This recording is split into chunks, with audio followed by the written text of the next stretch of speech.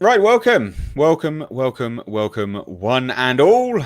It's a bit of a He-Man discussion again with Midnight's Edge is his Midnight's Edge's own Andre. So welcome back to the channel, Well, thanks Andre, for my having me. dude. Greetings, everyone.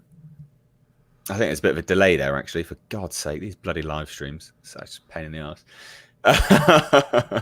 Well, it's not Yeah, supposed to be easy, is it? no, it's never easy, is it? Like, these bloody things. But yeah, everyone seemed to really enjoy the last one, so good to have you back. Well, thanks Um, for having me, and so glad people enjoyed it. It's always nice to be welcome.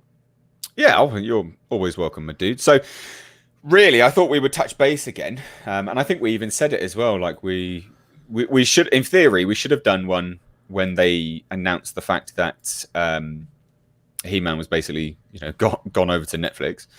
Um, And then now we got the voice cast. I'm just trying to pull it up again. Here we go. So, straight off the top, just a recap to everyone. Netflix have been doing a few bits and pieces here and there with respect to He-Man and Mattel and the Master of the Universe. They've got two series going on now, two animated series. One, which is by Kevin Smith, which is a continuation. Said to be a continuation, but not. But I think they're gonna. It's almost like a soft reboot, I think. Yeah, But we'll that's get what I'm in. thinking too. Yeah, because they seem that they said that they're gonna wrap up some of the unfinished storylines, right? So, Yeah. but it's definitely it's going to be a soft reboot. So, but then they've also got something which is aimed primarily at children, which is like a cell shaded, almost, CG animated sort of thing, don't they? Which is firmly aimed at children, I think, Absolutely. more Which I so. think is a great idea. To Oh, be it's sure. fantastic! It's a fantastic idea. Yeah. But we've had the voice cast announced for the Kevin Smith one, which I'm just going to say straight from the top, and I don't know about your opinions of it. I love it. I think the voice cast is amazing. Like I think it shows firmly that they have their hearts in the right place for this series because they are hiring talent. But what do you think? I wasn't just. I didn't just love it. I was blown away by it. This Oh, is okay. Wow. amazing. This is amazing. And some of that voice cast, they actually had like two people in there that I wouldn't mind seeing in a live action adaptation. Hell, Oh, not only would I not mind seeing them in a live action adaptation, you couldn't do better than those in a live action adaptation. okay. Oh, well. All right. Let's get into that then. Let's get through them one by one, and we'll see what we Okay. think about them. Because there were some that stood out to me, and I'm Okay. curious about who stood out to you. Well, look, they led with Mark Hamill, who is obviously famous for Star Wars, but I actually think he's more, in my eyes, he's more famous to me for being the voice of the Joker. But he is going to be Skeletor, and I think that is absolutely, excuse my language, fucking inspired casting. I love that. I think that's one of the best there is for voice casting. I love that. I really, really do love that. So, what, Mark Hamill, Skeletor? What's your opinion on that? Love it. I think it's a great idea. And you know what I really like about it? I'll tell you. What I really like about it is that if you go back to the New Adventures of He-Man cartoon, right? That Mm, cartoon, the art was a mess. The dubbing and the sound and everything like that, it was all a mess all around. But the story by Jack Olesker, I believe his name was, who wrote most of them, that wasn't half bad. That mm, series brought episode to episode continuity into it. And the one standout character in that series, as it was written, was Skeletor. And mm. again, ignore completely how he looked like, but just look at how he was written. That was a really well written Skeletor in that series. And the Yeah. reason he was so well written was because Jack Olesker took inspiration from the Joker, from the Mm, animated Batman Joker, voiced by Mark Hamill. So in this way, when we have Mark Hamill actually voicing him in this incarnation, it Yeah. kind of comes a little bit full circle to me. So yeah, I think that's a really, really good choice with it, because what's his name again? The original Oh, Skeletor. I forgot his name right God, now. dude. Yeah, you're testing my brain power today on a Yeah, Monday. God damn. he's an awesome dude. I've actually met him. Oh, I've met really? yeah. Oh, wow. I was in London at the same time as the London Film and Comic Con was on by pure coincidence. So I Mm, dropped by there and I happened to meet him there, which was awesome. And awesome. I was able to tell him what He-Man meant to me and how basically it opened my eyes from the brainwashing my country was at the time. And yeah, that almost brought like a tear to his eyes. So that was nice and everything. No, that's good, man. So yeah, that was pretty cool. I see that Tom is in the chat. Hey Tom, and he hated the new adventures of He-Man, and yeah, everyone did. But again, that's the visuals, that's the sound, that's the art. Writing was good. Yeah. And so the next one, which I Alan really Oppenheimer, love. that's one. Alan Oppenheimer. Thank you, Tom. Ah, okay. Yeah, yeah, yeah. And the next one, which I actually think is inspired casting as well. I didn't see it, but then it's not something which I would have cast. But then I see the name.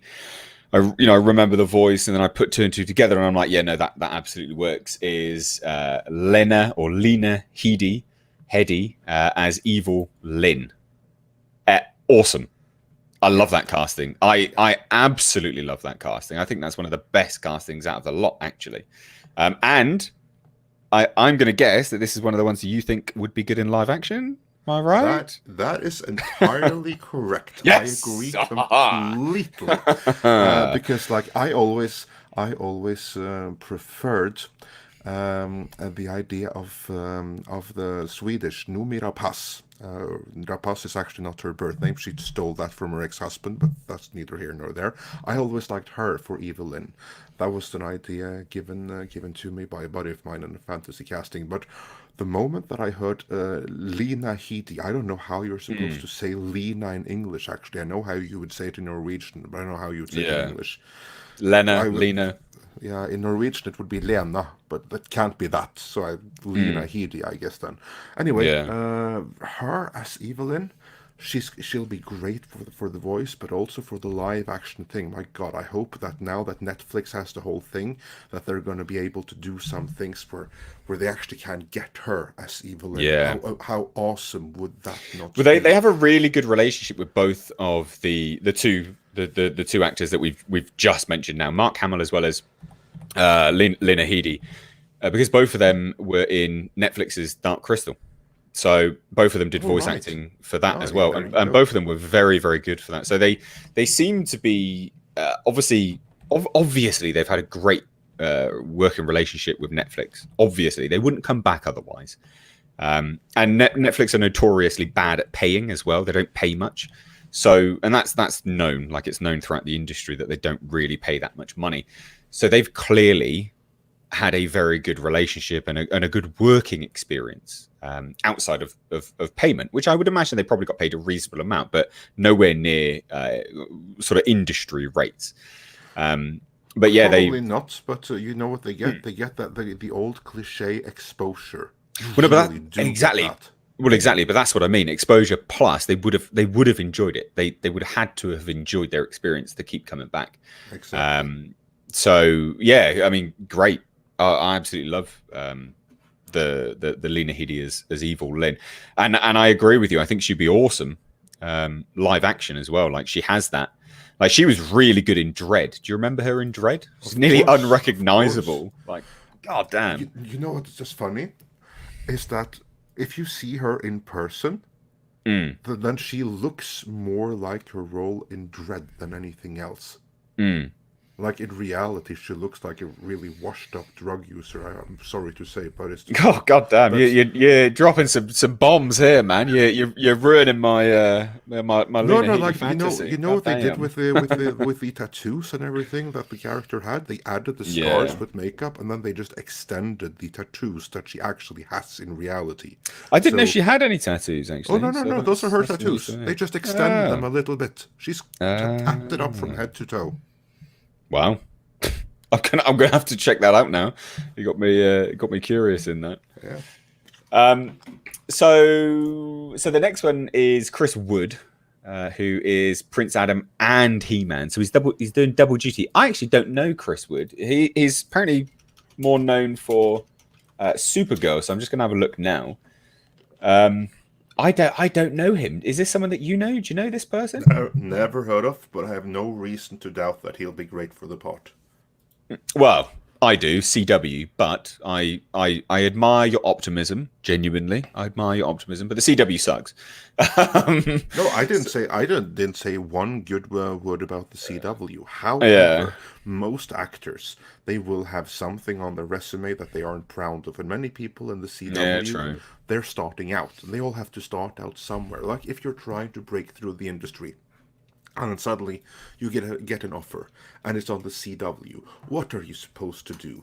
I mean, Well, yeah, true. even one of my favorite actors, who I'm so bad with names. What I forget names? The guy from The Shield. Anyway, he was on the CW, and and was he good there? No, but he's still a great actor, even though he has to do some roles that he's maybe not proud of. That's the same with everyone. So I'm not going to hold it Mm, against them that they've been at the CW. That doesn't mean they're not talented. It only means that they were good enough to get that gig. And if they're really good, they'll get something else too. yeah. And this guy, he just has to sound like the original He-Man. If he can do that, and maybe he can, Well, I'm he's doing double duty, isn't he? So he's He-Man as well that's as yeah, that's also Prince good. Adam. Just Yeah. like the original guy who also did double duty as both He-Man Mm, and Prince Adam, that kind of sounded like each other. So I don't mind that in the slightest. Remember, this is the soft reboot slash continuation of the yeah. original Filmation series, where the two were pretty much identical, and not of the 2002 series, which arguably was superior in every way. Mm, But still, this is what they're going back to, which I completely understand. And then, if you want to remain somewhat consistent, you have to have one guy playing double duty, yeah. because Adam and He-Man cannot be too different. So the next one is actually one of the ones which I think you would want live action. I want her to be live action. I think it would work actually. And don't hate me for this, everyone in the chat. Sarah Michelle Gellar as Tila. That's the voice of Tila. I think she'd look great as Tila. I mean, I've got fond memories of her as Buffy though, so I don't know what she looks like these days. So she might not look as on top form as she did in Buffy, but I think that's quite good casting. I don't think that's bad at all. Yeah, voice-wise, perfect. Would I want her in live action? No, because she'd be too old for that by now. But in terms of voice work, perfect. Perfect. I'm amazed by the size of some of these names, as in the stature of these people. These Oh, are it's people that you huge. wouldn't normally associate with voice work, and Kevin Smith has got them. So amazing! Yeah. This is going to be a really epic series, I think. When you just look at the talent involved, like they could easily have gotten all no names. Every last one could have been a no name, someone that's Mm, familiar in the world of animation, but that the average lot have never heard about. That's kind of what I was expecting. yeah. This this blows my mind. Yeah, I was really surprised by all of this. It's top form. Like it's fantastic casting. Yeah, it is. It really is. So we got Liam Cunningham as Man at Arms.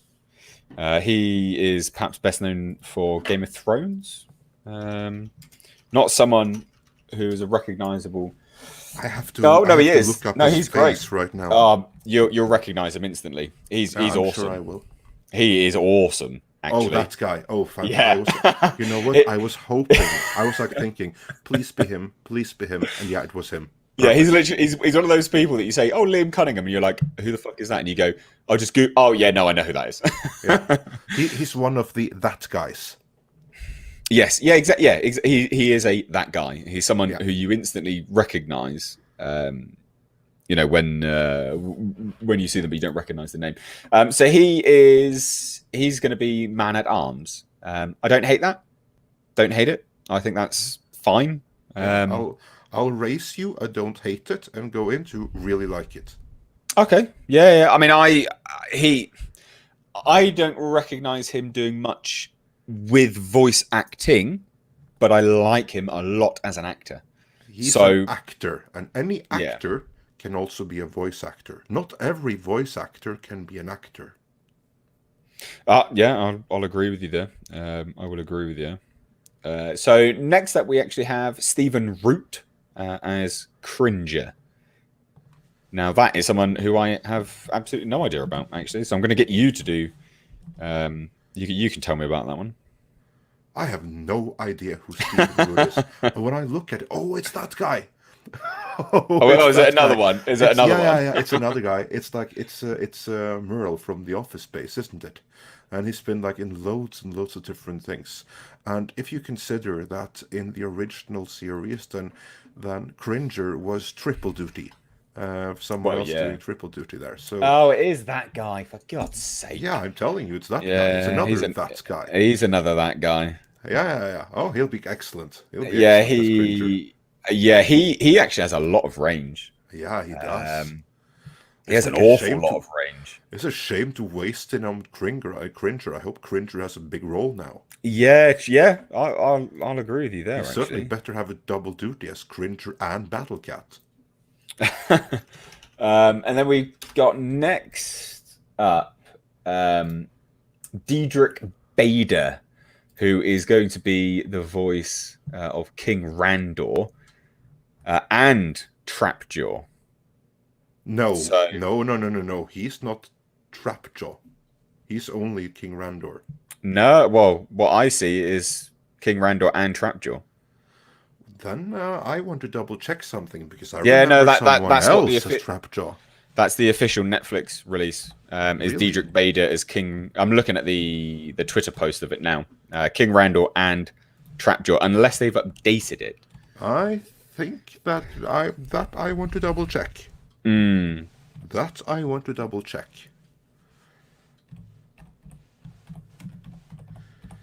Give me one moment here. If you hear the keyboard in the background there, then I was sorry about that. Hey, But, the subscribers don't mind, the viewers don't yeah. mind. Fine. Oh, Trapjaw. Oh, yeah. Okay. Yeah. Yeah, Fine. Yeah. I don't mind him as Trapjaw. I was thinking of something Don't know else. about him as King Randor. Yeah. That's Who is this guy again? Can you tell me? Who is he? Where have we seen him before? he's been in lots of things, but he's not that guy. Yeah, he's just been in various bits and pieces. So he's mainly known for a lot of comedies. Napoleon Dynamite's probably the biggest thing he's been in, I guess. I'm sure he's mainly American, so I'm sure a lot of the people in the chat who know him from the States will probably correct me on what he's best known for. We have to go back to Stephen Root for Cringer one more time. I saw one role that he's in, and I'm completely, utterly sold now. Oh yeah, God, he's perfect. Oh my God, he's so perfect. Oh, they've nailed this so badly. What role? Are you familiar with King of the Hill? Yes. It's Bill Dauterive. Okay. Tom, if you're in the chat, you know what I'm talking about. Bill Dauterive is Cringer. My God, how perfect is that? Yeah, he'll be good. The more I look into this, the better it gets. Like I only recognize 3-4 names, and I was like, oh my God, that's perfect. And then the rest are like, I'm sure it's fine. And this just confirms to me that with those things they get right, I can trust that they're gonna get the rest right. I had no idea who Stephen Root is, but Bill Dauterive as Cringer, my God, can you do that? Yeah. Well, you'll like this next one after a Google search, I think. Griffin Newman as Orko. Okay, You, let's go you, into you, that. you, Let's go into that. you're, What Griffin Newman? You said yeah, Griffin Newman. You're gonna have to Google Griffin it, but Newman. Yeah, you'll see why. His latest okay. thing, Oh my God. Yeah. yeah, latest thing. He was mainly in the Tick recently, right? And that's what I think lends him to being a very good voice actor for Orko. Um, but I don't know what I mean. What do you think about that? I only take a look at one look at his face, and I'm sold. Same for Yeah. Orko. I actually haven't seen The Tick. I see that he's Arthur in it. That reminds me, I have to put that on my watch list to see the new Tick. Obviously, I've Cancelled seen now, I the think. previous series with Yeah. Patrick Warburton and all that, and Batmanuel, who is awesome. Um, yeah, just looking at him, I think he's going to be really good. Mm. Now, an interesting one is Tiffany Smith as Andra. Who's Andra? Well, yeah, that was what I was thinking. That's not a name that I. It's not. I don't like. Is that like a? I don't know. Who is Andra in fucking Oh, let's He-Man? have a look. Google is our friend, isn't it? Oh, well, Yeah. actually, no, it isn't. It's just practical for searching, but it's not our friend. Let's not delude ourselves there. No, I don't know. I Maybe don't. it's a new character invented I for the think Netflix. that might be Lieutenant Andra. Okay, then she's someone in the Royal Guard. Yeah. No, no, no. It's a character from Masters of the Universe Star Comics. So they're Former friend blending of that in Tila, there. having served together during their academy days. So we're going back to Star Comics. Star Comics is, of course, from the Interesting. Marvel series, because that's a Marvel imprint. And for those of you who remember their He-Man and Masters of the Universe comic book history, and I just so happen to be one of those people, then first in comic books, He-Man was published by DC. First, like a crossover with Superman, and then like a 2-3 issue limited series, and then a Mm. 12 issue series under the Marvel imprint Star Comics, which was all about adaptations of like Transformers, He-Man, uh, Mask, Marshall Bravestar, that kind of stuff. And she was I tell you what, also that's interesting. That would say to, Marvel clearly don't own the rights to that character anymore at all in any way, shape, or form. Then that means it's gone firmly back to Mattel because Netflix have broken all of their relationship with Marvel now. yeah, So yeah. that's interesting to say. Yeah, no, but the Marvel never ever had a hold on He-Man. That was a work for hire that they did. So Mm. they don't even own the stories that they did. Well, yeah, but that's what I mean. Sometimes no one owns them either. Yeah, yeah. Sometimes they're Uh, unable to be yeah. reused. So I yeah, see right that's now that she was in issues 11 and 12 of the Star Comic series. And if you ever read 2 issues of the Star Comic series, it's those two that you want to read.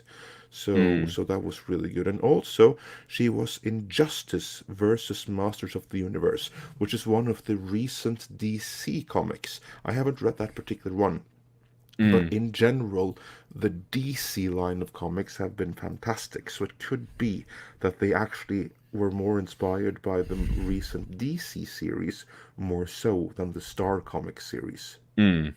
Yeah, true. So the next one, which I think is I just have to say either way, yeah, yeah, her inclusion then just shows me that they go on a deep dive here. To me, this is yeah. further confirmation they know what they're doing, and this Well, it is in the best of all hands.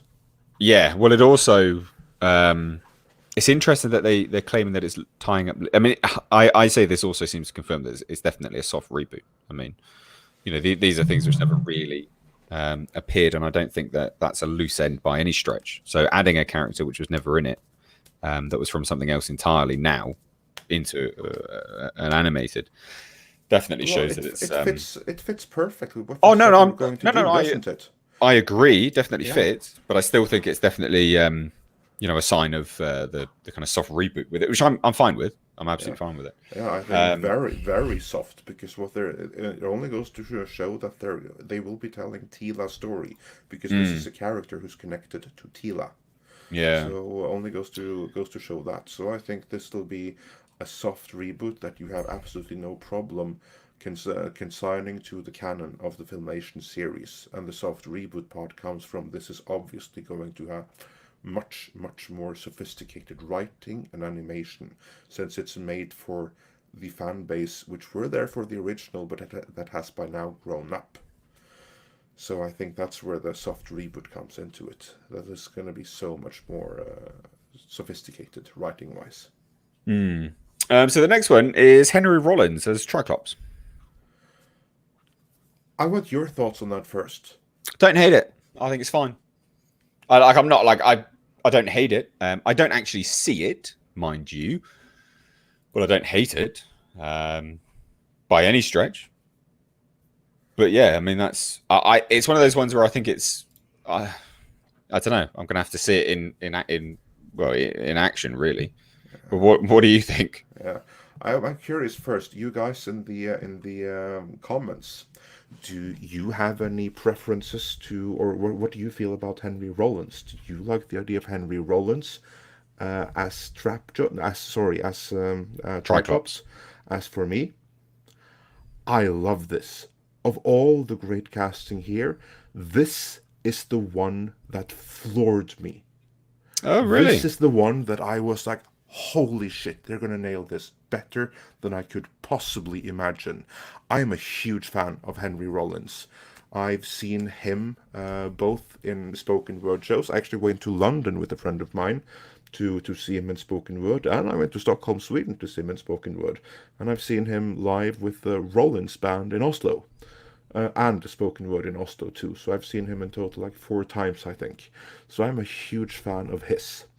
And him as Triclops, that's going to be so great. And then I hope that they take some inspiration from the 2002 Mike Young production series, because Triclops had so much personality in there.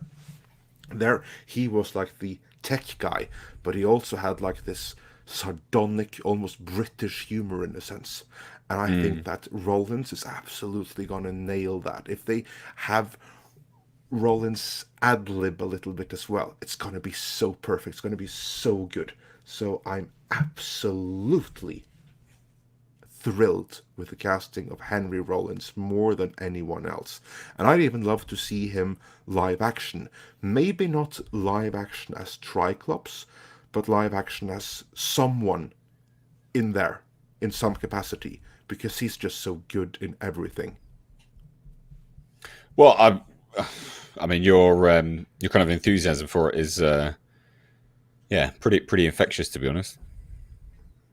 Just think about it, like the times when you've seen Henry Rollins in a movie or something of some kind, like for instance, The Getaway, that movie with the woman from the first Bat, Kim Basinger and stuff.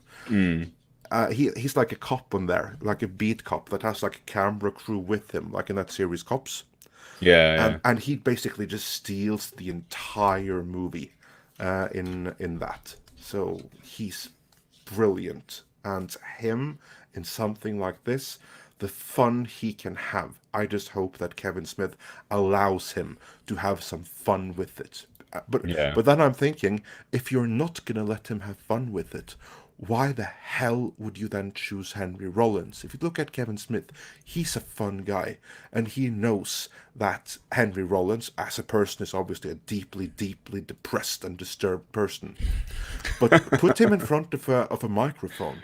That Yeah. guy is freaking hilarious. I mean, all the stuff that Joe Rogan does, Henry Rollins did first. Only he did it on his own, in his own spoken words. Like, if you haven't seen any spoken word by Henry Rollins, you've missed out. You need to go check that out. There you go, everyone. Yeah. I'm literally just reading the next one. I don't know what you think about this one now. So they have. So Yeah, what Tom was just what, said Kevin Smith lets his actors go nuts. That's why you want Henry Rollins here. Yeah. Yeah, and Yeah, Daniel Tucker sent a $2 super chat, so I'm just going to thank you on his behalf because it's, he added to the movie. That movie was The Chase with Charlie Sheen. Yes, that's it. mm. If you want to see what Henry Rollins can do, go see The Chase with Charlie Sheen, and much more importantly, with Henry Rollins. Well, then the next one. This is the one I don't think you'll like too much because it goes. I don't know because it says to me like why didn't you get him to do his original one? Alan Oppenheimer's in this, the voice of Skeletor, Yeah, but he's not the voice of Skeletor. yeah. He's Moss Man. What's that about? I don't know what I think about that. I like it, and I will tell you exactly why I like it. Alan Oppenheimer is more than 80 years old. He can't do Skeletor anymore. That's not a slight against him, but age comes to all of us. None of us are getting any younger, and especially those that weren't too young when they did Skeletor almost 40 years ago. And he can't do it anymore. He hasn't got the voice. He can try, like he tried doing it a couple of years back, and he Oh tried yeah, doing it Tom's for me, and Tom's chipped in there and said yeah, actually probably can't do the high pitch and it's exactly. true. He Yeah, can't. So yeah. he could be Skeletor, but it would be a bad and distracting Skeletor, Well, I and will it say wouldn't that work.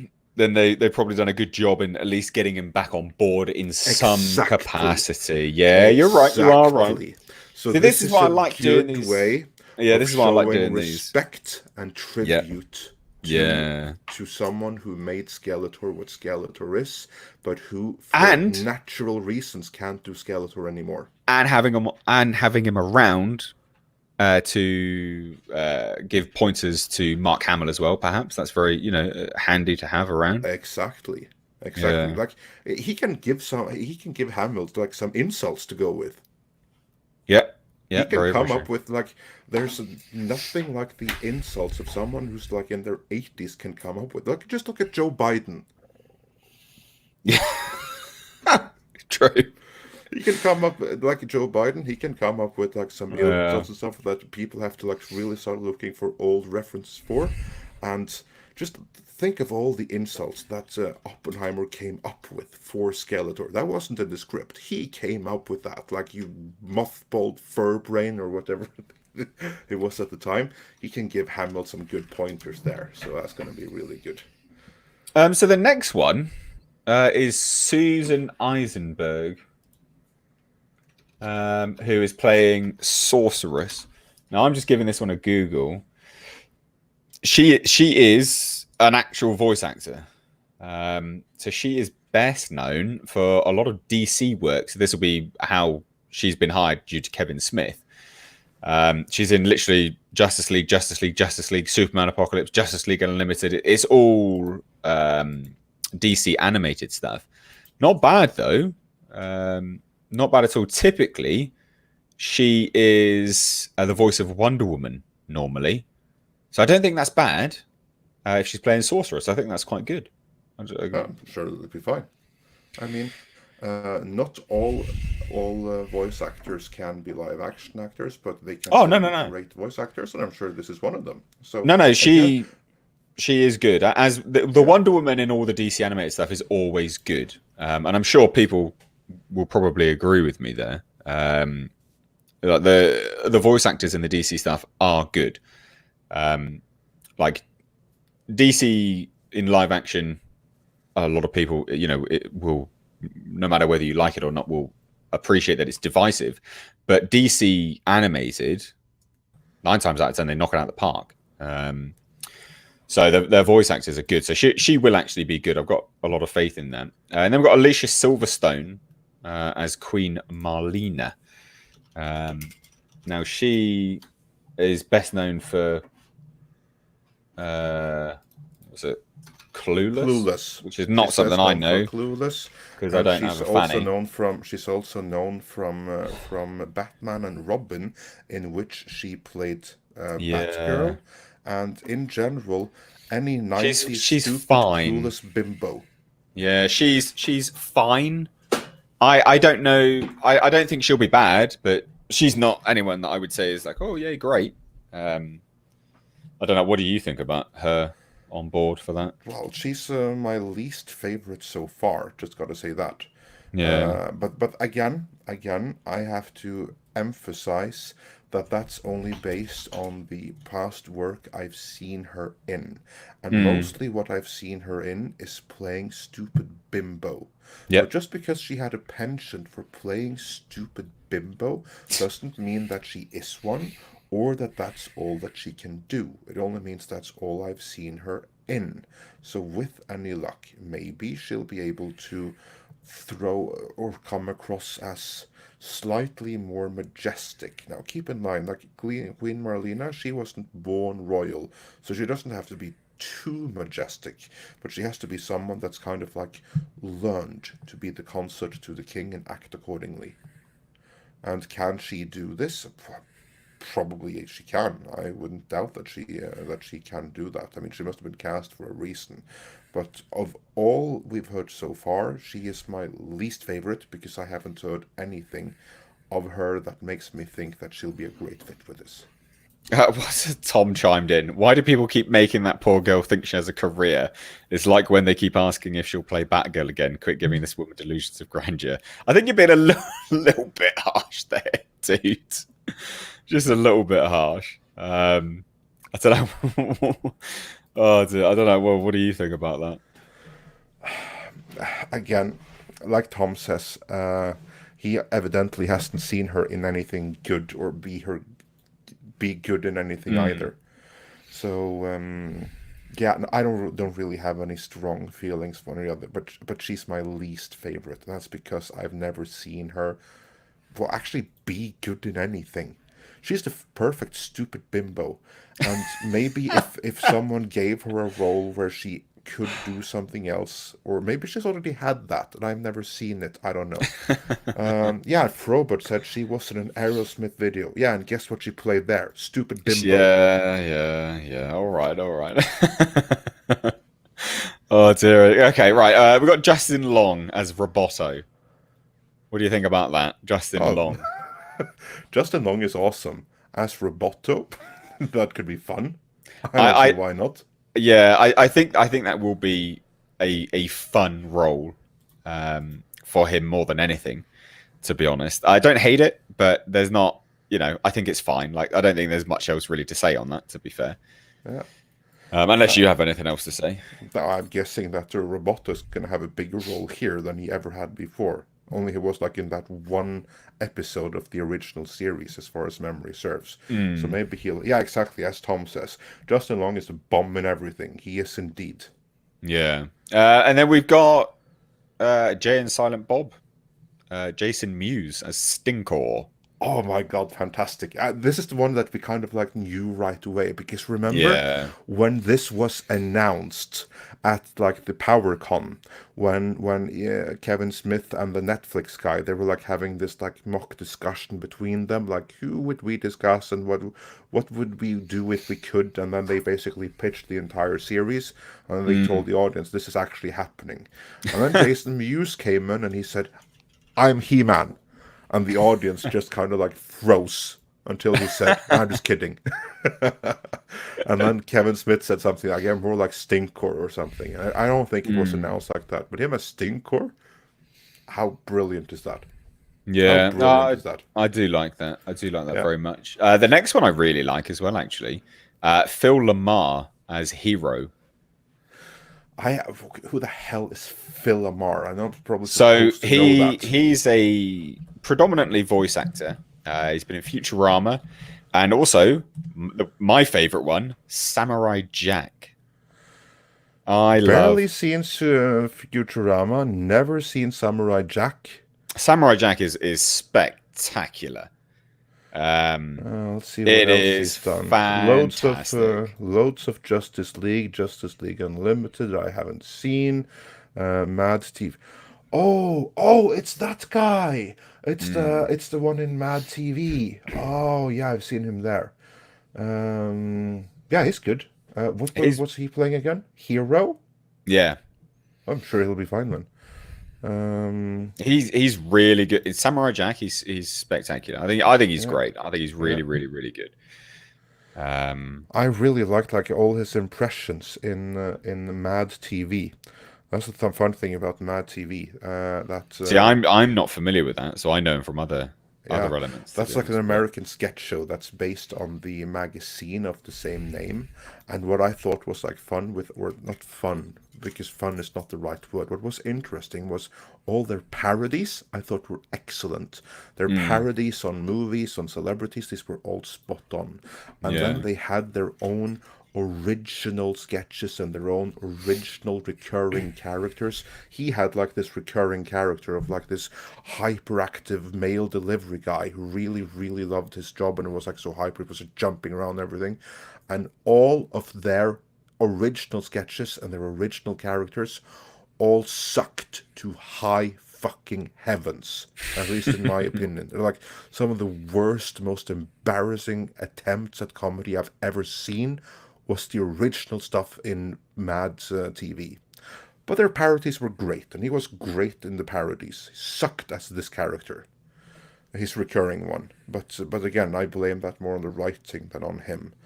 yeah. Um, He's a good voice actor yeah, for sure. And then we've got Tony Todd as Scareglow. Now, please tell me you know who Tony Todd is. You do know who Tony Todd of is. course, I know who Tony Todd is. You serious? I like that. I think that's good. I think that's really good. Tony What do you Todd think? in anything is fantastic. Not only is he the Candyman himself, he's also the highly underrated role of Kern in Star Trek: The Next Generation, and more importantly, Star Trek: Deep Space Nine. Although the Mm, character did come to an unfitting end towards the end there, still he's so good in everything. Even Final Destination, all the gravitas that he brought to the Final Destination movies. mm. So He's having him almost in he there, reminds me of like almost a Shakespearean style actor. Do you know what I mean? Like with his kind of range of very very dramatic. isn't he one? Yeah, well, yeah, I guess he is. I think I he guess he is is. very Shakespearean. But you know what Yeah, you know what I mean though, right? Like it is a yeah, yeah, very absolutely, Shakespearean esque. absolutely. Yeah, as Um, Wotar says, sons of Mog, Kapla. Yeah, absolutely, absolutely. No, he's a great actor, and he yeah. brings so much gravitas to any role that he's in. So only goes to show how good they've done this. And as Scareglow, do you think that's good with him for Scareglow Yeah, specifically? I think so, because if you look at the past incarnations, that would mostly be in the Mike Young production series. Mm. Scareglow, despite the stupid name, the character had gravitas, because like Yeah. he's the father of Eva Lynn, and what I like is that when you then have the, unless I'm completely mistaken and I mix something up here, then he's the father of Eva Lynn, and that means that will be getting into Evil Lynn a little bit as well. And if they Mm. get a little bit into Evil Lynn, we'll be getting a little bit into Skeletor and the chemistry between those two. And what I always said is that what makes He-Man more than He-Man is Skeletor and Evil Lynn and the chemistry between them. And Yeah. this just is a hint that we'll be getting to see some of that. That is promising. And then the next one is Cree Summer playing Priestess. She is predominantly a voice actor. I don't think she's done a little bit of live action, but she's mainly a voice actor. Um, Fine. I got no thoughts on that really. To be fair, dude. No, me neither, but considering how they've nailed pretty much everyone else, I have no doubt that they'll be nailing this as well. Yeah. And then we have Kevin Michael Richardson as Beast Man. Quite like that one. Yeah, absolutely. Absolutely. Good fit. Good fit. Yeah, don't think that's terrible at all. Actually, pretty good. And then this one I love. Like I really genuinely love. Kevin Conroy, Bruce Wayne, Batman himself, um, as as Merman. I quite like that. Kevin Conroy can do no wrong in my eyes, No, personally. he can't, and that actually excites me because I think that the voice of Merman is something that actually sucked in the original series, and that they've gotten Kevin Conroy suggests that he has a bigger role as well. So maybe we'll get to see some more of his underwater kingdom. That would be pretty cool, wouldn't it? It'll be interesting. They seem to, with the talent they've got involved, it seems to me that they're looking to kind of bolster things out. Um, kind of build out and flesh out the universe a lot more. Which like you said, we're going to get back into Evil Lynn's backstory, Teela's, Merman's, things like this. It seems to be that's what they're looking to do. So yeah, I like it. I like it a Yeah, lot. I think that's really yeah, really good. me And then too. we got Harley Quinn Smith as Elena. What do you think of that? Who? As the who? Yeah, That's what I well, think about that. Harlequin Smith, American actress and musician. She was in Tusk. Um, she was in Jay and Silent Bob reboot. Jay and Silent Bob Strikes Back. Once upon a time, apparently, once upon a time in Hollywood. Was she in there then? Was she in Once Upon a Time in Hollywood? Apparently, she was. Let me have a look. I don't know who she is, but she's worked with Kevin Smith before, and he likes to work with some of the same people over and over again, and that would Mm. be because they're good people that fits with his style and his movies, and he knows what kind of performance that he gets out of them. So again, this is one of those things where I'm going to give the full benefit of the doubt because there are so many other good things here, and there's really nothing that gives me pause, with the possible exception of Alicia Silverstone as Queen Marlena. But again, Oh, it's Kevin Kevin Smith Smith's must daughter. know something that. It's his Oh, daughter. oh, that explains it then. That explains it. There we go. Thanks, Tom. Yeah, that explains it a lot. Yeah. Um, But she was also good, wasn't she? In Yoga Hosers, that I still have to see. But like in that Tusk and everything, where she played with alongside Johnny Depp's daughter, I thought they were pretty good. I didn't mind them in the slightest. I don't think it's all bad. It's all bad. It's all good casting. As far as I'm concerned, I think it's great. I think it's Yeah, absolutely great. Um, so yeah, I mean, what are your thoughts on it all? How it's all coming together? I cannot say how excited I am for this. I mean, to begin with, I was like thinking, yeah, cool.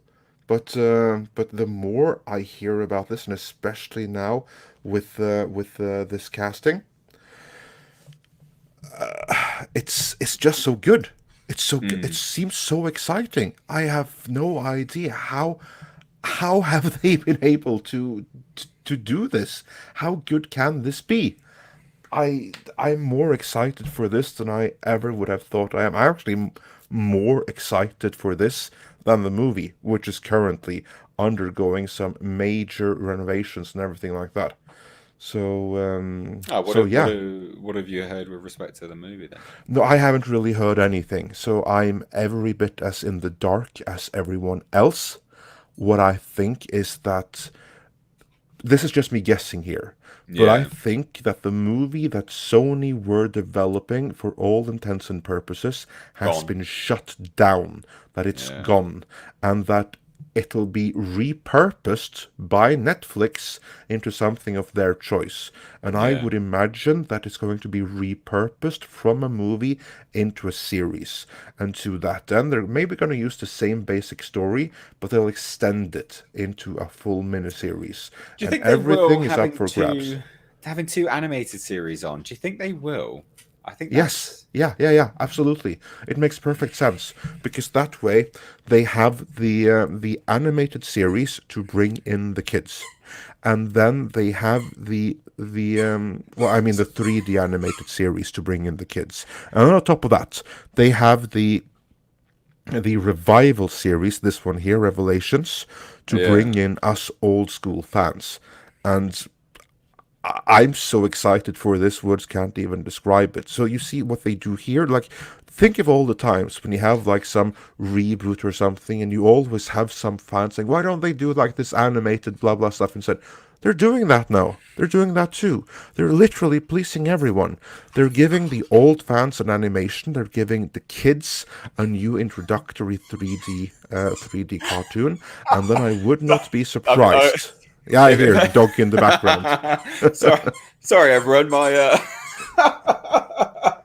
Jasper, come on, dude. I'm trying to be professional here. Come on, what you doing? Oh, well, you can't have everything. But anyway, so yeah, I would not be surprised because Netflix now really have to do something to set themselves apart with the streaming wars and everything. Because now Disney is going to be a major competitor. Amazon already is a competitor. Now, if Netflix can be the exclusive go-to place for He-Man, and they can profile themselves with that, and that they can make that into a big thing, ka-ching. And you can only go to Netflix for He-Man. You can only get it there. Yeah. You Well, they can't go need to something, theaters. don't they? You can't get it on DVD, Blu-ray, only Netflix. That's Well, business model right there. they absolutely, yeah, they absolutely need something because they've what have they got now realistically? Like they don't have as much as what they used to have. You know, I mean, we do. Well, in fairness, we do have Altered Carbon season 2 coming out, but they don't have an awful lot. So I think What think they have He-Man is their would be great. original content. If they can get it to the point where they get He-Man to a level where they don't have to worry about He-Man going back again, that's going to be one of the event things, one of the exclusive things that you have to go to Netflix for. Not like one of their original stuff like Altered Carbon that they have to build from Yeah. scratch, but here you have a branded property that Yep. can be every bit as big as Marvel. It's a universe that they can make like Marvel, and it can be theirs. That's going to guarantee them a certain subset of the audience, no matter what everyone else is doing. Yeah, I will agree with you there. And I think I don't know what the chat will think about this, but I firmly agree with you that He-Man has the potential to be on par with Marvel. Like genuinely, I Yes, think absolutely. but I also think that's mainly due to our ages as well. Yeah. But I don't know. I firmly think it has the potential to be. It's fantastic. It's a Well, to fantastic be world, fair, fantastic universe. yeah, what we can say about our age is that we are in an age where we understand the potential that is inherent to it.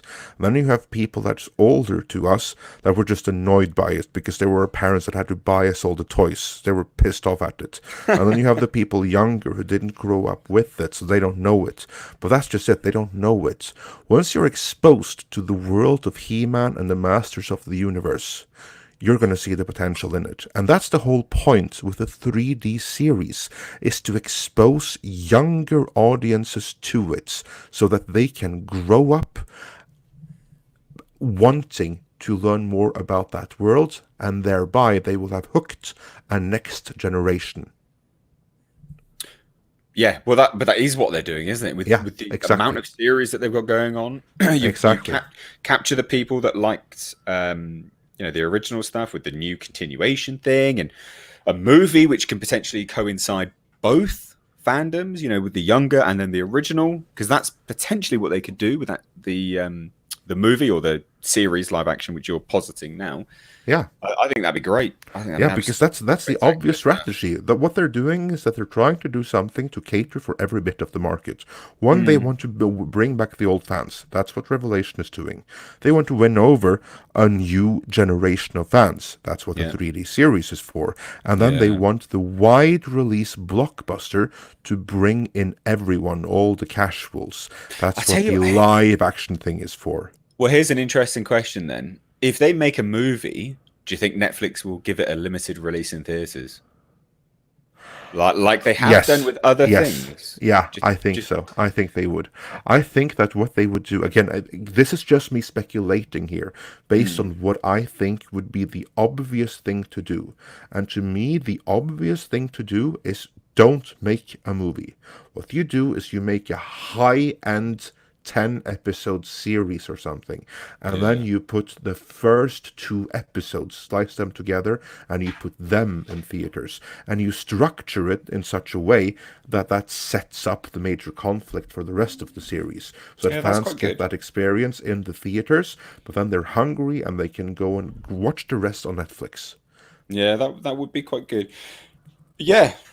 But didn't Marvel do that with Inhumans? Wasn't that a failure? Yeah, they tried to do that with Inhumans, but there was one flaw with their plan in that, and that flaw was that they had, actually there were 2 flaws. The first one was that they had Scott Brick executed. No, Scott Buck. Scott Hmm. Buck.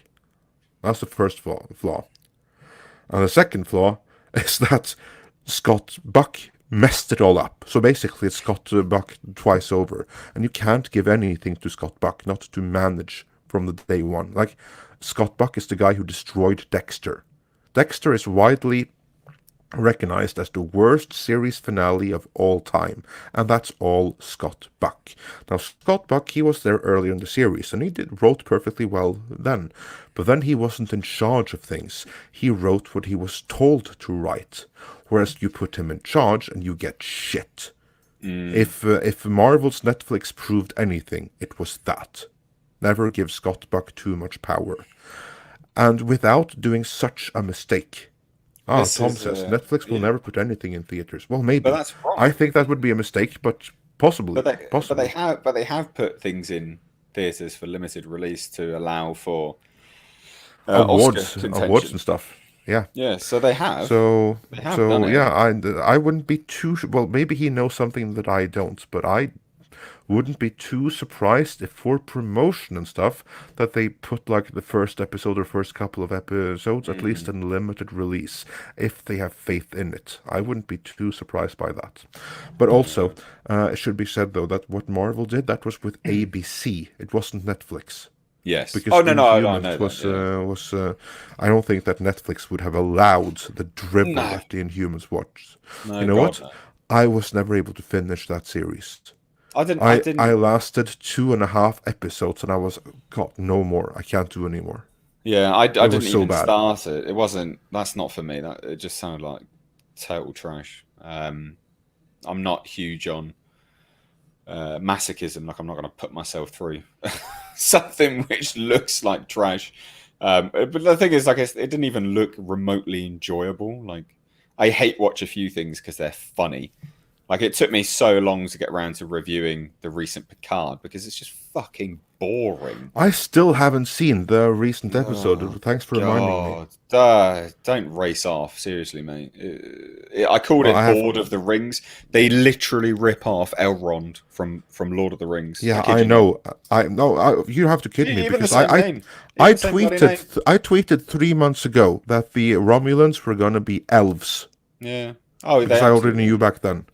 Yeah, but anyway, so go back to Inhumans. Yeah, I didn't even bother to watch it because it's not.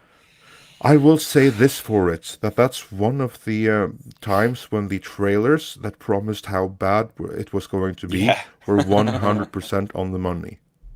Well, the thing is, like, if you can't sell a series in trailers, like what?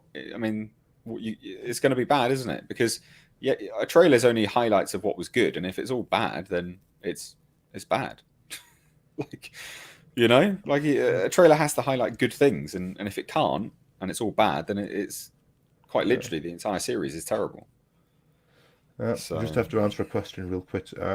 Adriano Brasil, Sao Paulo, just asked, what is the game that Andre has as his avatar? That's from eSWAT, Sega Mega Drive. there you go, everyone. SWAT, brilliant. Not a great Absolutely. game, but great artwork. All right. Oh dear, oh dear. yeah, so I'm really liking the fact that Netflix is doing this, and I think their partnership. But what was the deal with She-Ra? What's happened with that? Because hasn't that been cancelled now? Is that cancelled Has it? by? That's not news to me. Am I I wrong don't. to say that? I don't know that it has been renewed, which may be the Yeah. same as it being cancelled. Has it been renewed for a third season or hasn't it? I don't know. I'm Um. not sure. Oh no, it says it. I don't know. Um. It should be noted though Oh, that it's a just so that rumor. It's a rumor that it's done. yeah, Sorry. that would not surprise me because there's no corporate support behind it. Because what you all have to realize, because I saw that many were like nervous about what Netflix were going to do with He-Man because of She-Ra. Here's the distinction. Netflix are actually making the He-Man stuff. They're not making She-Ra. They're publishing She-Ra. Like it's on their platform, but it's Okay. made by DreamWorks. So that's a DreamWorks series, and those contracts they were signed long ago, long before Mattel started their own film division, before they got their new CEO that's determined to do what Marvel did. So that's a leftover from that. Just like Marvel are like still struggling with the Spider-Man being with Sony, and like they were struggling with X-Men and Fantastic Four being with Fox before they bought all of Fox. This is the same situation. Hmm. For the time being, She-Ra is temporarily under the control of DreamWorks, not Mattel and not Netflix. So don't hold whatever happens with She-Ra against Mattel or against Netflix because they're not Yeah. responsible for it. But then that is interesting as to why they're going for the 3D animated um, He-Man series for kids, because that resembles the She-Ra Yeah, style, doesn't it? yeah. Well, maybe just to answer one question, I saw Tom. He asked here, didn't He-Man languish at DreamWorks for years too, Andre? I don't know. I've I never don't heard think that. so. I haven't Yeah, heard that. I don't that's think new so. to me. That's news to me. I don't think it languished at all. I think that I could be wrong, but I think that DreamWorks they only wanted She-Ra and She-Ra only for the, shall we say, political attributes. Is my understanding, but I could be wrong with that. Yeah, yeah, true. Because as someone in your comments pointed out once, He-Man, that's two microaggressions just in a name. Yeah, I mean they're not wrong, are they? Let's be honest. The way the world's going, they're not wrong. God damn. But yeah, you couldn't change it to anything else. You'd sound offensive as well. Oh, god Yeah, damn. Jesus Christ. Oh, it cracks me up. Um, yeah, some of Max Mercer exactly. wrote in the Skeksis control DreamWorks. Oh, Because I also I know that what the DreamWorks did is that they made two seasons right away. So two mm. seasons was always a given, and then I think it was renewed for a third season. If that third season has aired or what, I have no clue. But will it be I think renewed it, for a fourth season? That's the question. I think it, no, number of seasons, it looks like it's just two at the moment. Um, yeah, it looks like it's just two, Yeah. I think. Yeah, and those two, it could be that two have been released, a third is in development, and then we'll see about the fourth. That I don't know. What I do know though is that the Mattel that signed off the license to DreamWorks back in the day are Mm. not the same Mattel as today. And apparently they are not in favor of what DreamWorks have done with it, I'll tell you what, hold and on. they're Sorry. very keen on getting it back because there's zero support No, from they, Mattel they, towards they, that series. they've got 4 seasons of it. Jesus Christ. Oh yeah, there we go then. Then it's been renewed for. Then it was Wow. already 3 seasons, and it's been renewed for four. But it could be that that DreamWorks has a stranglehold on it for as long as they keep on making it. Well, yeah, they retain the rights, don't they? It'll be something like they might not have a Yeah, time it limit. will They be. might have a time limit plus actual usage rights. You know how these rights I deals. should imagine that it's one of those use it or lose it kind of things. Yeah, That they have a certain amount of time to make the next season after the first one, and if they yeah. don't, the rights revert. And then maybe there's some like maximum thing that it reverts after like say 10 seasons or something anyway. I would be surprised if there wasn't, but that probably isn't going to go anywhere anytime soon. So It's I would dependent. not. It's dependent when Yeah. when they had the sale of the rights, because that's the consistent rights retainer um, contract is a very old way, whereas the newer way is like a case of we have it for a limited time and then we take it back, sort of thing. So Yeah. it's Yeah. dependent where What it does Tom really. is saying here is that they bought the animated series back in 2012. Okay. Who's they? Is that DreamWorks that they bought Yeah, it says DreamWorks. Yeah, He-Man or She-Ra or Mattel bought it from them? That yeah. yeah, it says Well, DreamWorks. So. either way, Yeah, it sounds like DreamWorks a has nothing to do with He-Man. I'm very happy about it. yeah, oh yeah, God, fuck Whereas DreamWorks, terrible. whereas the She-Ra thing, I actually haven't seen. I'm not going to see it. I'm just going to settle for the fact that it's not made for me. So I'm not gonna Yeah, it's review not for it or me. even I'm not gonna see it ever because it's Yeah, so obviously not made for me. I'm not part of that series audience. I also really don't like the animation, the art. That's not that art doesn't appeal to Oh me God, in I hate it. any way, shape, or form. Like that's Yeah. it's too. Yeah, I don't know. It's just not. That's it's not. It it seems What's it too called? California style or some drivel like that? uh utterly no idea, but it's too. It just looks too much like. Well, it's too much like an anime for starters, like a Western anime. But it's also too clean. Like I like it to look like it's actually hand drawn. Um, yeah, I don't know. It's Cal just not for me. Arts, Tom says in the chat. Yeah. Okay. Yeah, Yeah, maybe so that's like the California style or California something. I art. don't know, Yeah, but yeah, yeah. you're probably right there, to be honest. Yeah, it's not for me. I don't like that. Either way, I hate it. Yeah. Yeah. So and also I don't like the artwork of the new DuckTales series for the same reason, but the writing of that is sharp, so they Ma- kind of like get the story right. man So of I can like look besides the artwork on that one, but not on this. So I'm not even watching yeah. it. Man of Sands said something very interesting here, which I think I'm looking at it, completely agree with. The She-Ra reboot sucks. In my honest opinion, her transformation scene looks like Sailor Moon's. How lazy and imitative. I even think her face looks a bit like Sailor Moon, to be honest. Yeah, I agree What with the that. hell is a Sailor Moon? What Sailor Moon, dude? Old Yeah, anime. uh, yeah. Well, I was never exposed to it. Okay, well, all right, okay. Well, it's a pop culture reference, my good sir. Okay. um, yeah, goddamn. God damn. I'm really looking forward to this stuff, though. I think this is really good. I don't. Uh, Do we have a release date on it yet? I didn't think we did. Do we have a release no, date we on don't. the We He-Man? don't. I don't think that we're going to learn about the release date until like 3 months before it hits. Yeah, yeah, true.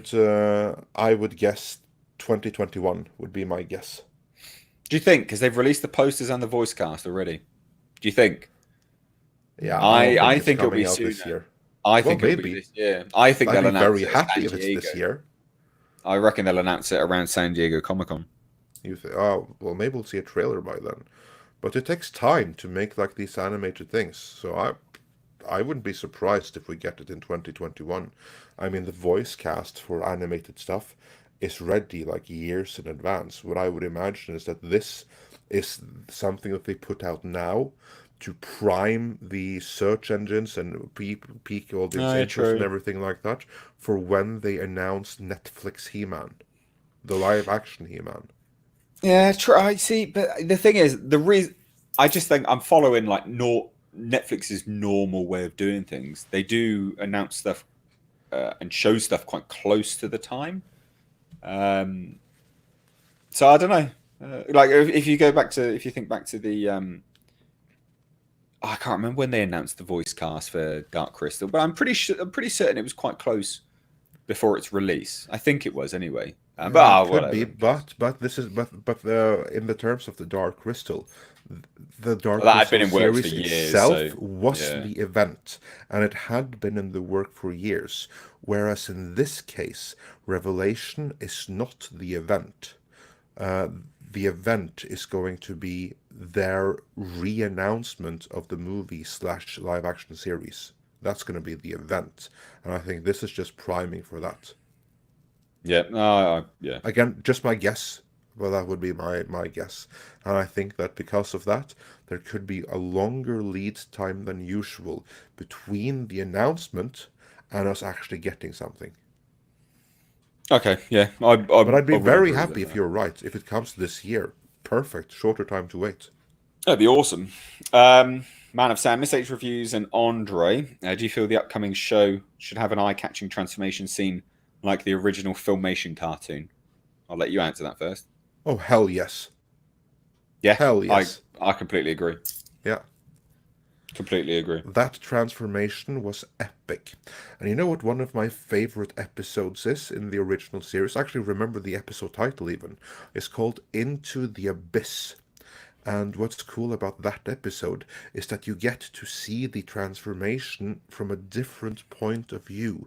Because there, Tila is trapped in the abyss underneath Castle Grayskull, and just as as Prince Adam raises his sword and says, "By the power of Grayskull," stuff, then she doesn't see that, but she sees that now something is happening underneath Castle Grayskull, and then she sees Ah, all the power flowing upwards, and she's like blown away, like, "What the hell is this?" so it's And then we literally the see that power of Grayskull. it's literally the power comes from Castle Grayskull and then channels into the sword, and that is what we see in the abyss. And that's pretty cool because then we also see like he's standing on the top of that abyss there, and then you Mm, see like all the sparks falling down as he's like transferring the power to Cringer as well. So I that was like an that. episode that really added to the series. So if But I, anyone wants to check that out, check out the episode Into the Abyss. but I also think like Vertical Horizons put a thing here is like it's iconic. They should have it in the new show. You have to have it. Like you have to have something like that in there. Like you can't not. Like Jesus, it No, of course you absolutely you have to have have. it. Yeah, Yeah. it's part of it, right? Like without it, it's not the same. It's just not the same. And I also think the fact that it is a little bit, it is iconic and stuff, but it's cheesy. But I like it. You have to have that kind of cheesiness to it, you know. Yeah. Um, it's that kind of. I think we've spoken about it before with other things. It's that earnest approach to it all, you know. Exactly. Have to have that little bit of earnestness Yeah. with it, and have that in He-Man for sure. So Yeah. They call it cheesy. I call it earnest, and that's what it is. Oh, by the yes. way, I saw Man of San in the comments say the Abyss episode was great. Mm. That scene is available on YouTube. Oh, So perfect. Go check there it you out go, there then. everyone. I hope Yeah. it's in decent quality. Yeah. So there you go, everyone. If you want to check out Yeah.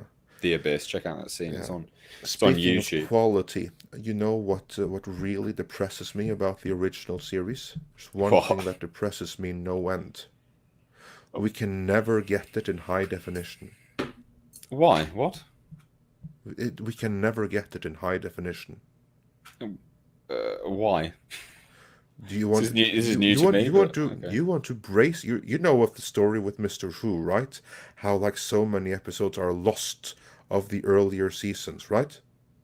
No. You What? didn't know that. No. You're about to destroy my world right now. What's going on?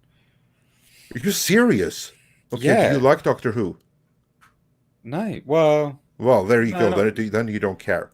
Oh, right. But basically, like the first few seasons of Doctor Who, for the most part, destroyed, gone, lost forever, because BBC at the time didn't preserve their recordings. they only had so much like tape to record on. And after it'd been Mm. like a few months, they decided like hell with it, and they recorded over them. And when they did that, then the what was there before was lost. And so many of the original Doctor Who episodes have been recovered from international broadcasts and stuff. But I don't know, like shitloads of episodes, double-digit episodes, remain lost forever. And you have like that with more things that the BBC did as well. Like for instance, did you know that BBC adapted Isaac Asimov, like the first robot novels, Caves of Steel? BBC adapted that, and it's lost. It's lost forever for that reason, For because they God's sake. basically trashed the recording. But that was like in the 60s and 70s, so it's really shame after the fact. But what's even worse, yeah, exactly here, Tom got it. Yeah, destroy me. Yeah, Hallmark. They had the rights and they had all of the original canisters with the original film. That film that you could convert to 4K Mm. and put out on 4K Blu-ray if you wanted. But what they did was that they just transferred it to the standard definition at the time. So like 480p, and then they trashed the canisters with the original film. And for that reason, we only have the digital copies that were made for the DVD release, and that's it. No higher resolution can be made because the original tapes no longer exist for any of them. So thank you, Hallmark. Yeah, that's not cool. That's not cool at all. Not cool. Do you think what do you think will happen with respect to He-Man? Do you think the time's right for He-Man to make a comeback? Oh Genuinely, yeah, like we've yeah, covered this before, absolutely. haven't we? Yeah, yeah, we But have. I genuinely think there is that there is a gap in the market for sword and sorcery, whether it be animated for children or whether it be for movies. I think there's a gap for sword and Or sorcery, and whether it be for all of the above. I think that the pendulum is going to swing the other way. I like as I see, mm, because I have kids myself, and my kids are mm, still very young. So I see what they see. I see what they see on the Disney Channel and on Nick Jr. and stuff like that. And there's loads of things for girls. For my daughter, there's no end of content. yeah, For my son, there's literally nothing. Like the only really, role, yeah, the only wow, male role model he has to look up to is like that suck up in Paw Patrol. And that's pretty much it. Like some milks up there. There's no one single male role model of any kind. And I think that the door is going to swing the other way, and we're going to just because of the culture is going to shift. I think that we'll be seeing a slight return to like more of the traditional male role models, and within that, He-Man is going to be perfect as the all-around family-friendly barbarian, if you will. He's not really barbarian at all, but like big man with a I know, sword who's yeah, also I know kind and what you mean, chivalrous. Of course, yeah, yeah, and then for the toxic masculinity aspect of it, then of course you have Conan. mm. So I think that's going to happen. I think it's going to happen, and I I hope think so. that the time is ripe. I It may really, not be. really It hope may so. not be in this moment, Mm. but by the time this is going to come out, in the next couple of years, I think the time will be right for it. Here's I another I do. Or at Man of least I hope Sands. so. I Man of hope Sands, so. great in the chat today. Also, He Man has big merchandising revenue potential. Yeah, I mean that's what he started out as, wasn't it? It was all a toy line first. I don't know that that potential is as big today as it was before. Do you not think? I think so. I really think so. I don't think that He-Man is. I don't think so. Why? I Why is think that? it has potential, but it doesn't have the potential that it had before because He-Man was a unique thing when we were kids. Then it Yeah. was like $1 billion property. I don't think it can ever be that again. I think it can be popular. I think it can be a niche thing and very popular if like dimensioned for that. but I don't think it can ever have the same kind of merchandise appeal as it did in the 80s again. Well, And that's what? fine. It doesn't have to have that. It only has to be profitable. Sorry, my dog's playing again. So Yeah, well, that's all again, right. no, I don't know. I don't have a kid, right? I don't know anyone that particularly has children around me that I kind of deal with on a day-to-day basis. But a lot of people are saying that kids don't play with action figures like they used to. Is that right? I mean, you have children yourself. Do they not play with action figures? Is it not I have something that kids they do? myself, but they're not old What? enough to play Okay. with action figures so much yet. But based on my friends that have kids in that Hmm. age group, action figures and play sets, they're not as big as when we were kids, because Hmm. you have like other revenues, not revenues, but you have like other venues for self-expression and Yeah, for true. living out your fantasies and stuff like that. It's a different world now. Yeah. And I don't think that the toil sales and everything like that can be as big as they were ever again.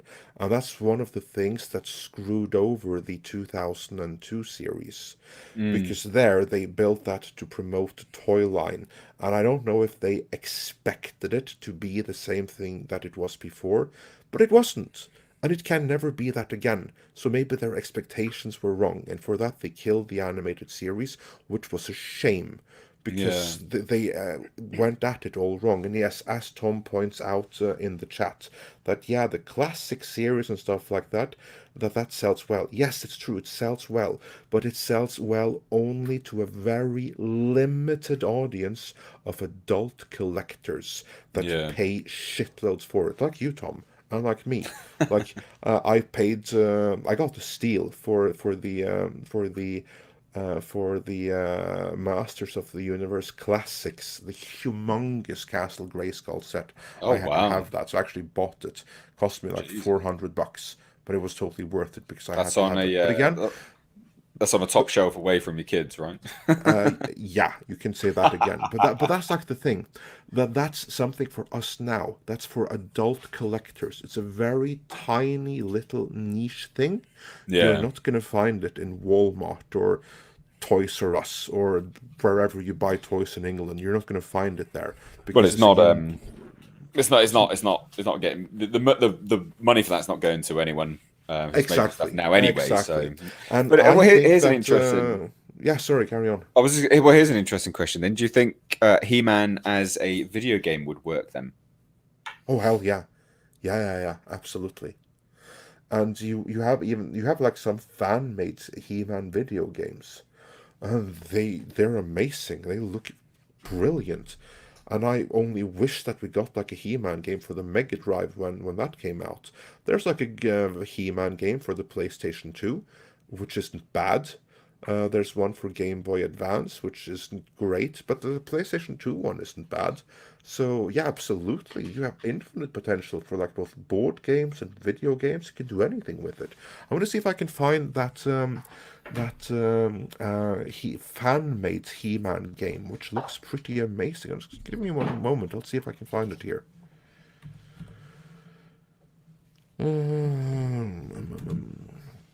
Two seconds. I'll be back in one second. Yeah, okay.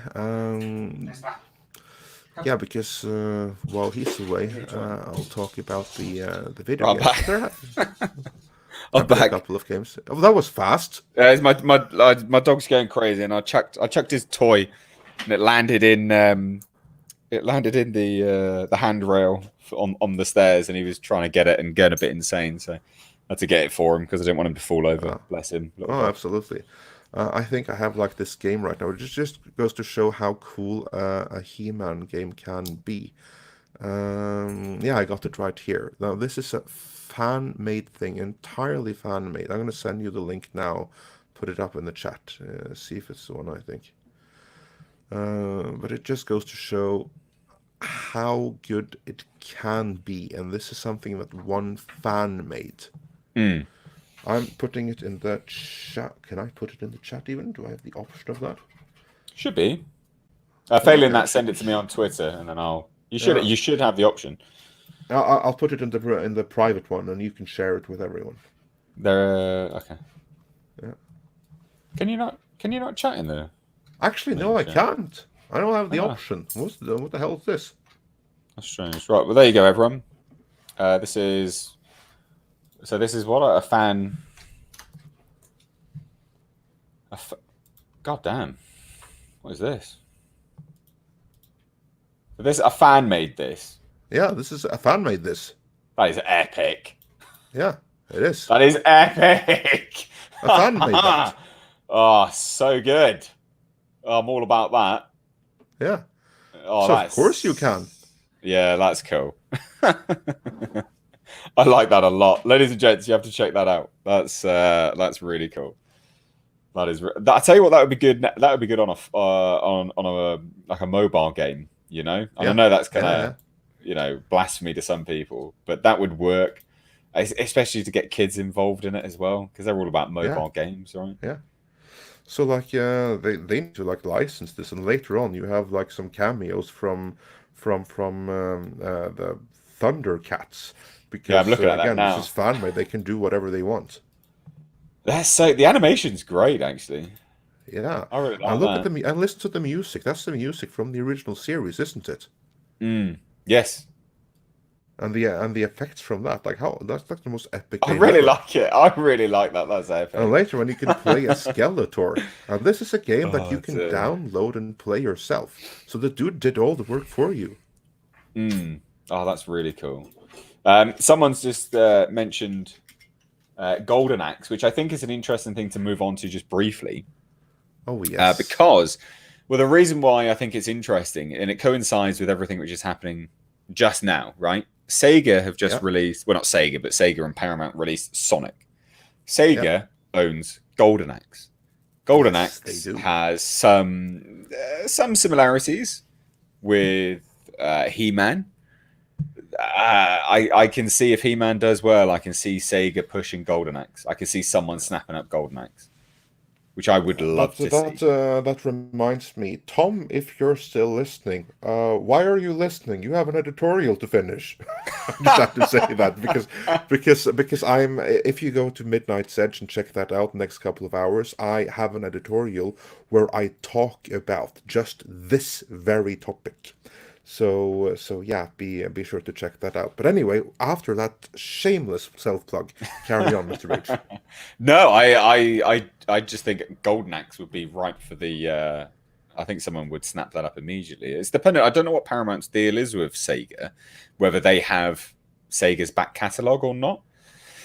Because it's not say. I would imagine that if assuming that stuff like Shinobi and Golden Axe aren't already optioned elsewhere, Paramount will at the very least have the right of first refusal.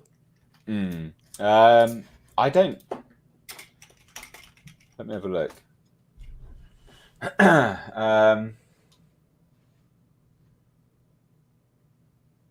Yeah. I don't Tom know. says that my editorial should be finished right about the time you guys finish up here. So cool, then you can head on right over to Midnight Edge for my take on that. But basically, I think that some of the rights might be temporarily locked up elsewhere, but no one else owns them. The one who owns all of them is Sega. So if someone else has them, they just have to be waited out, and then I think Paramount will have the right of first refusal. Paramount is owned by Universal, aren't they, or vice No, they're versa? not. Paramount is owned by Viacom CBS. Is not? Was not you? Is not? I swear No. Universal is a subsidiary. Well, you can swear all you want, but it's No, not no. going to change that it isn't. Well. The Unfortunately, owner of Paramount, corporate owner, is yeah. No, no, no, Viacom no. CBS. No, I get that. Well, then, unfortunately, Universal have had Golden Axe under them. So, yeah. Yeah, they may have had it, but they don't own it. They might No, but have they a had the temporary rights. license. Yeah, Well, yeah, but they have had it, but there's going to be an expiry date on them, and they don't. And unless they use them within a certain time frame, back to Sega they goes. And if they go back to Sega, then Paramount is going to well, get the I'm first right to first well, refusal. I'm hoping Sega have it back properly. The thing which catches my eye on that anyway is the fact that Oh, okay. Sorry. DreamWorks is now owned by Universal. That's what you're thinking. Yeah, that is what I was thinking. Sorry, I'm not going Yeah. fucking insane. The reason why I mentioned about the Sega and Paramount is because on the opening to Sonic, there was you see what you see Sega's back catalogue, and Golden Axe was among them, which was really nice to see, and that's what made me talk about it here, because it coincides with He-Man, and I think that'd be epic. I'd love to see Golden Axe. I'd love it. Absolutely love it. Yeah, me too. If I can't have Conan, at least give me Golden Axe. And you know what? I think with the success of Sonic, Golden Axe will be forthcoming. I think that it's very possible that Universal may have a temporary license on the Golden Axe Well, rights. that was in 2014, so that's probably It's gone by gone now. now. It's gone now. Yeah, Sega has it back. And if Sega has it back, then Paramount will be getting a right of first refusal. I'd And love that'd be and good. I Paramount would be think good with that as well. Actually, I they would think. be very good. They would be very good. And now there's a new people are running Paramount now. It's Mm. run and the ultimate head honcho of Paramount is Shari Redstone. And Shari Redstone has made it abundantly clear that everything must make money. And this thing right here was a huge hit. For that reason, Paramount is going to want to extend their cooperation with Sega.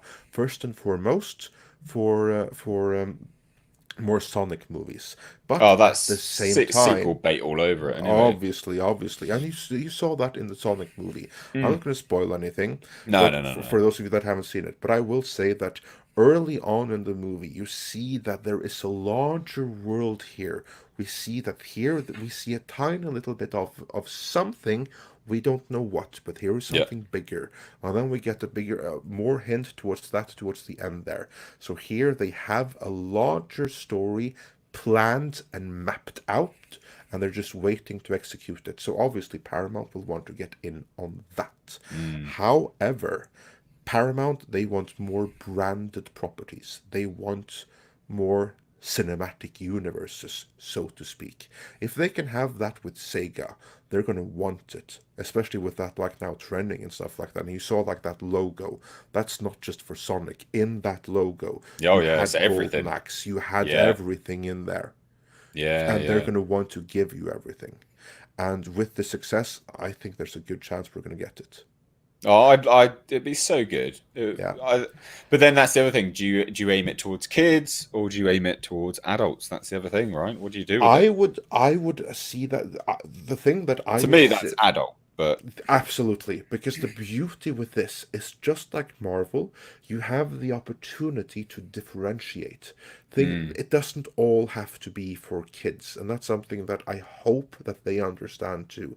The PG and child friendly that was all right for Sonic, you can't do that with Shinobi, and you can't do that with Golden Axe. But I think that yeah, they're smart enough to know that Sonic is a property that yeah, you can go PG with that. But for instance, Shinobi, that's going to have to be PG-13. And Golden Axe ideally should be R. But of course, that's not going to happen. It's going to be PG-13 too. But you can get away with many things in PG-13. And for Golden Axe, PG-13 might be sufficient. You can still do good sword and sorcery within PG-13. I tell you what surprises me about Sega with the whole Sonic situation, right? Is that they let Paramount um, just kind of do what they want with Sonic. That's already been confirmed by Sega. But Sega, Japanese, they are notoriously, much like Toho is with Godzilla, they are notoriously like on it with their properties. It must be like this, it must be like that, it must be like this, it must be like that. I'm really surprised that Sega let that have as much kind of creative freedom. There must be something in the contract that kind of In terms of stipulated that Sonic, they there could. wasn't. There really wasn't. Oh, by the way, hi Ryan, the sheriff from our Facebook group. Just have to give some kudos and shout out there. I happen to have some insight into that Sonic production. If you go back a year and you look at our coverage from when the trailer, actually before the trailer come out, then we had like some scoops, some leaks that no one else had. It was only in our videos, and they proved to be 100% accurate. And that's because I had like an inside source that was involved with the production.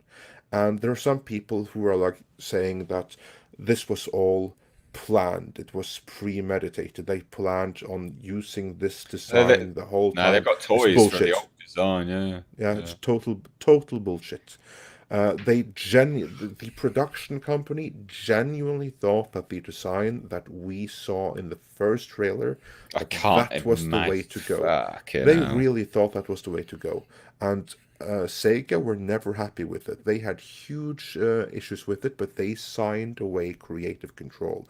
This often happens because the bill payers here aren't Sega, it's Paramount.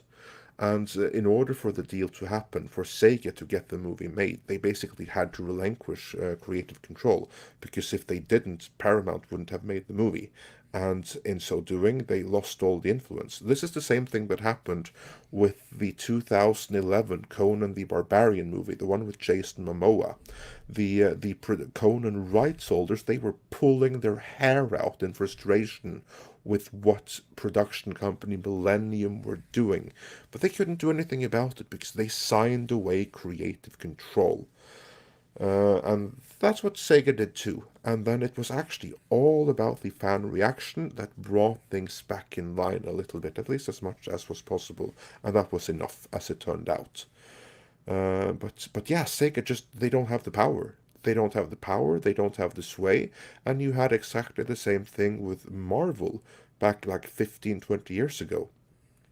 Marvel, they didn't pay for the movies. They got paid a tiny little fee for them, but it was the production company. In the case of Spider-Man, it was Sony that decided how things were going to be. And the only thing that Marvel could do, they had some people involved in a producing capacity that had to fight it out with the other producers from Sony when they wanted to do something stupid. Like, for instance, in Spider Man 2, Sony actually wanted there to be like a triangle drama between Mary Jane and Dr. Octopus and Peter Parker. That's right, Sony wanted Dr. Ugh. Octopus to be a young man and have this trio thing with Mary Jane. Now, and Marvel, of course, were dead against it, but they were powerless to stop it. The only reason it didn't happen is because director Sam Raimi happened to be a fan of the comics, so he Mm. went against what Sony wanted. But if he had done what Sony wanted him to do, we would have gotten like Dr. Octopus the same age as Peter Parker, who was in a triangle drama with Mary Jane, and there's nothing that Marvel could have done to prevent it, because that's how these things go. Only in some limited cases do they get to stipulate that this has to be done so, so, so, and so, and so. And in the case of Spider-Man, for instance, then Marvel can do that. They have like some things of what Spider-Man has to be like, and this has to be this way, that way, in terms of the character itself, but where the story goes and everything, the Mm. production company can do pretty much whatever the hell they want. And if the rights owner don't like it, tough luck. Nothing they can do about it. Yeah. Well, it's a shame. Well, with respect to Sega and not having the sway and stuff like that, but I'm glad it worked out the way it did. But Yeah. hopefully now, with the, I'm so surprised by that. Sonic is so loved worldwide. I don't know. Anyway, whatever. Still surprising, but the fact that Sega built their own kind of movie studio intro for Sonic, and the fact that everything was there, it screams just a world of possibilities to me. And Golden Axe, untapped potential. That's number Untapped. one for me of all the Yeah. Sega properties. There are many Oh Sega yeah. properties that would lend themselves very well to feature film, Yeah. but But for Golden me, Axe for me is top. yeah, yeah, Absolutely me top. too, Like I absolutely, sword and sorcery. I'm all about that. Give me yeah, that now. yeah. Um, And this is it's such a shame that we. How many good sword and sorcery movies does it exist? Three, four? there's basically none. Like, well, in indie movies there are more coming through, but we're talking, we talk about blockbusters. There's none really. There's basically none around. I mean, Lord of the Rings, I guess, is technically sword and sorcery, but Ah, that's fantasy. yeah, yeah, I know. Uh, Yeah, I don't know. uh, It's such an untapped potential. yeah, Um, I count four, well, four what decent. ones? That would be Conan the Barbarian, the original, Conan the Destroyer, under extreme doubt, Conan the Barbarian, the remake, Okay, and The Barbarians, okay, starring yeah, Barbarian brothers. If you haven't seen it, check it out. It is awesome. You'll love it. yeah. That is. If you like sword and sorcery and you haven't seen, of course, then there's also Fire and Ice, but that's animated, so it doesn't count in the same way. Mm. But The Barbarians, have you seen that? It's new to me. It's absolutely news Oh, to me. I have to hook you up with that. It's so good. So, so good. Mm. Yeah, no, no. Please link that to me. Oh, I will do. After the stream sometime, I'd be Yeah. very happy to see And that. Fictitious just said, Echo the Dolphin in the movie. Ha ha ha ha. Dude, don't laugh. Don't laugh.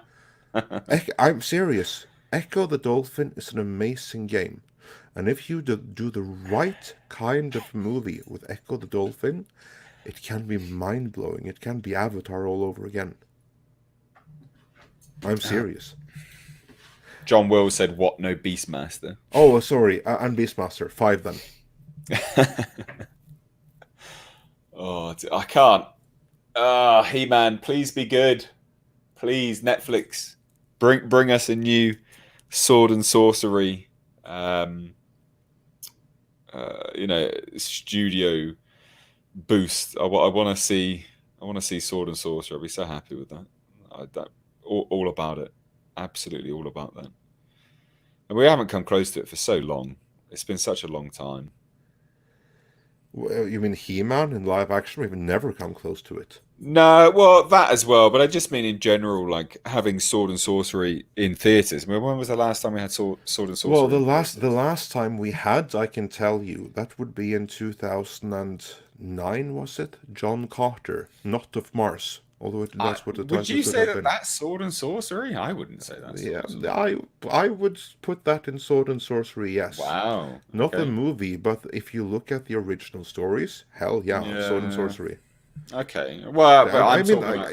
he was a contemporary with Robert E. Howard, and the Yeah. stories are well, like what are the stories?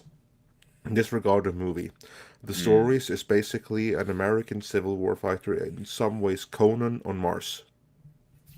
Yeah. Well, yeah, So you but have like a muscled man fighting with sword against white apes and big green Martians and bedding hot red Martian women and stuff like that. So, oh yeah, that's sword and sorcery.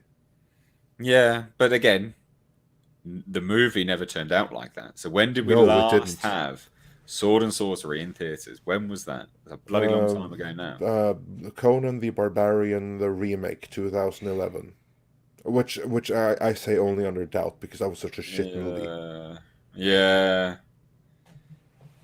yeah. Not particularly. Yeah, it didn't really strike the studios with No, no, confidence to push forward, did it? Let's be no, honest. quite the contrary, quite the contrary, to the opposite.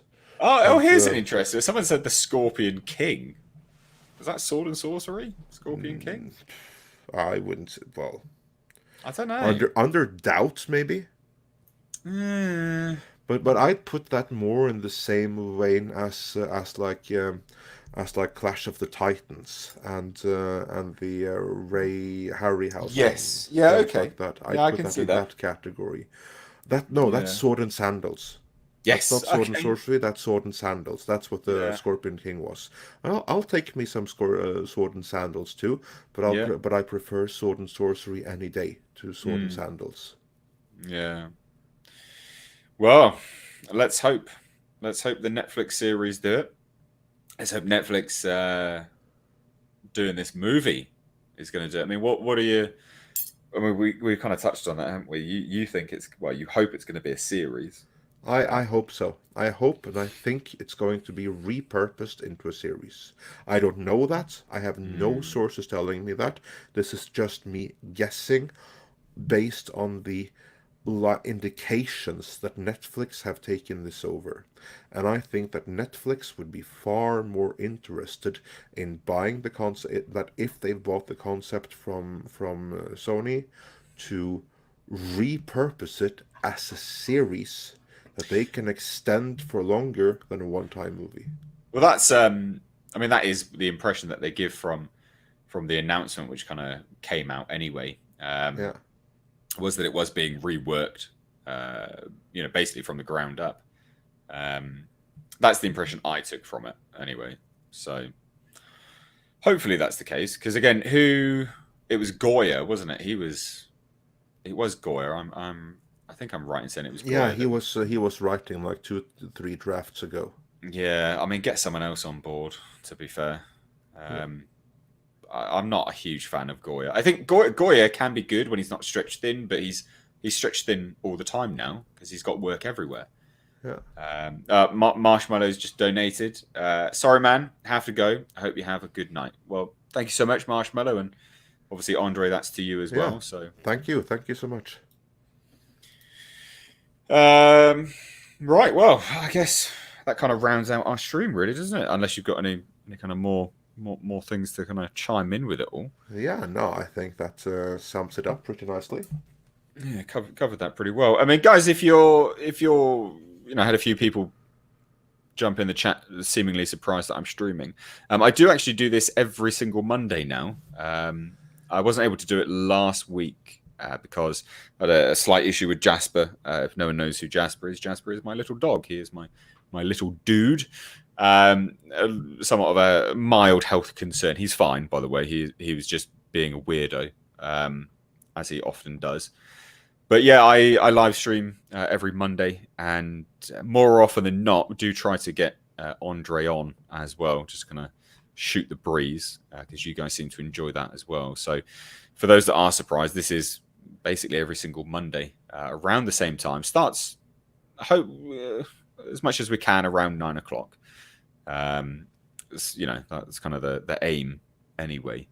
So please do check out these streams if you can. And also I will say, if you don't have your notifications turned on, please do, because YouTube is, I'm sure you're getting it with your channel as well, Andre. YouTube is being a bit funny with notifications. Oh hell yeah, recently. hell yeah, absolutely.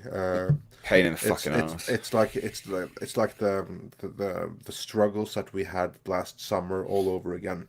Yeah. It really is a joke. Like when YouTubers start saying stuff like this, like they're not just saying it for the lols. Like it's a pain in the ass. Like people are just not being notified of stuff. It's very strange. We don't give all those warnings and ask you to subscribe and all those stuff just for fun. Let's say. Yeah, I'd We rather know not say it's all a that pain crap. in To the be ass. fair, We'd rather not if there was a way around it. But yeah, it is. You just come across like a dumbass when you're saying it as well. So I'd rather not say it, but you really do have to. Like it's such a ball ache. So never mind.